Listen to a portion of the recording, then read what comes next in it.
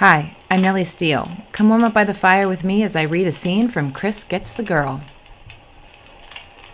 She bobbed her head. I've told you everything I can. When we get back to Crescent Bay, you need to stay away from me.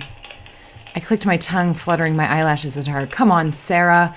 Please don't be mad. I'm trying to understand, but you're not making any sense.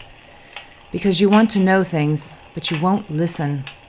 I held up my hands. Okay, I'm listening. He's a vampire.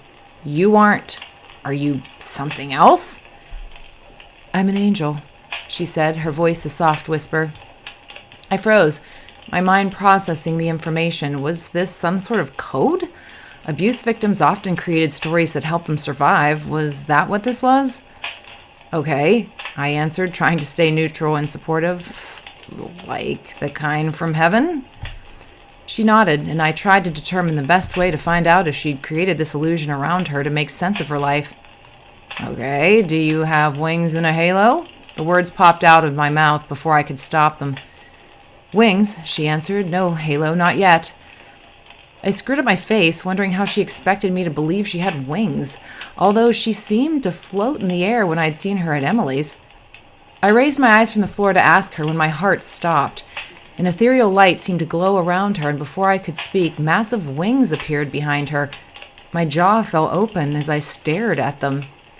Do you believe me now? She asked. I stepped toward her, completely awestruck as I reached for the majestic, feathery wings, my eyes wide. I finally clamped my jaw shut, glancing at her before my fingers brushed the wings. She nodded. You can touch them. I caressed the soft feathers. The wings flapped, creating a breeze in the room, and I snapped my hand back. She giggled. Sorry, but you deserved that. Did you do that on purpose? She bobbed her head. No wonder you don't have a halo, I said with a shake of mine before I returned to studying the wings. Why can't I see these normally? I hide them, she answered. I make them invisible. It would be impossible to work here if I ran around with my wings out constantly.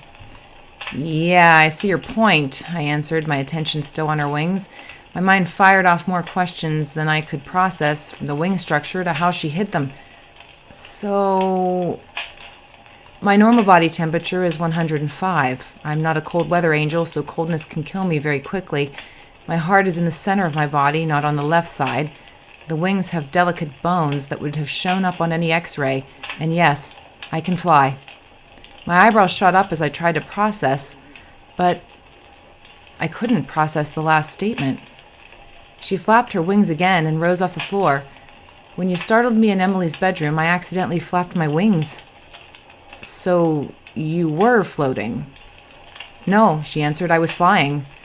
My features twisted as I tried to process it again. And the glowing, were you trying to go to heaven? She shook her head as she tucked her wings against her body into a compact little package. A few seconds later, they disappeared from sight. No. I shifted my weight as I searched my mind for a reason. I was processing. Processing what? She sucked in a deep breath. I have a gift, although it's somewhat of a curse. She raised her bare hand toward me and pressed it against my cheek. When I touch someone, I can see their lives, their heart, their soul. The words stopped my own heart. I suddenly realized why she was terrified of touching, but that wasn't what made me nervous. What terrified me the most was that she'd seen my soul. No wonder she didn't want any parts of me. I'd lost her because my soul was black. Thanks for joining me by the fire. If you'd like to spend more time in this world, the full audiobook is available now. Written by me, narrated by a human, and produced by a Novel Idea Publishing.